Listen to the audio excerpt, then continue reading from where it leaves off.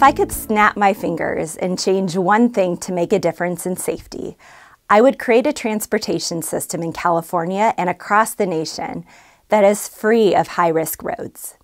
I would enhance our efforts to build safety into the road so that our transportation system is forgiving and protects people's lives if they make a mistake while traveling. As we all know, the traditional EASE framework and the emphasis on individual behavior change is ever present. We've often heard the oft-cited statistic that 94% of crashes are due to human error. The focus on the various E's, often education, enforcement, engineering, and emergency services, is regularly cited as the framework to address our road safety challenge. Yet, a public health approach teaches us that people operate in a system that presents choices for their behavior. And this is why we must redefine the framework through which we operate. The E's are not all created equal in their ability to address kinetic energy risk. We need to understand and prioritize those approaches which get to the root causes of our fatal and serious injury challenge, then enhance our transportation system to be more forgiving.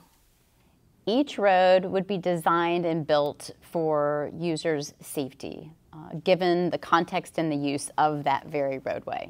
For example, some roads are used significantly by pedestrians, and for those roadways, we're looking for roads to be designed with people walking in mind. So there would be sidewalks, lower speeds, and safe places to cross.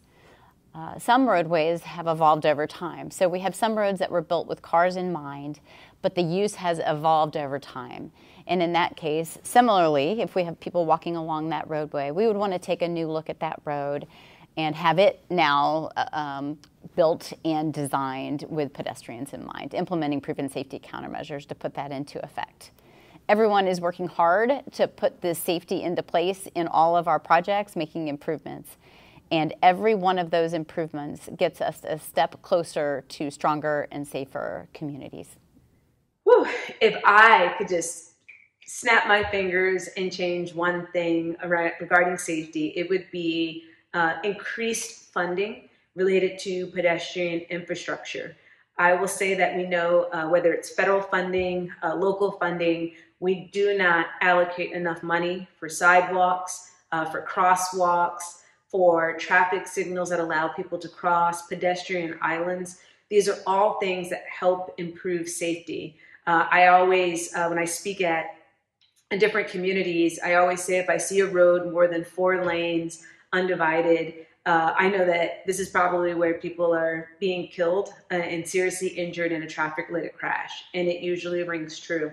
But if we can allow places for pedestrians to cross in between traffic signals safely, I know that we can keep more people alive. So if I could snap my finger, that is one thing I would do.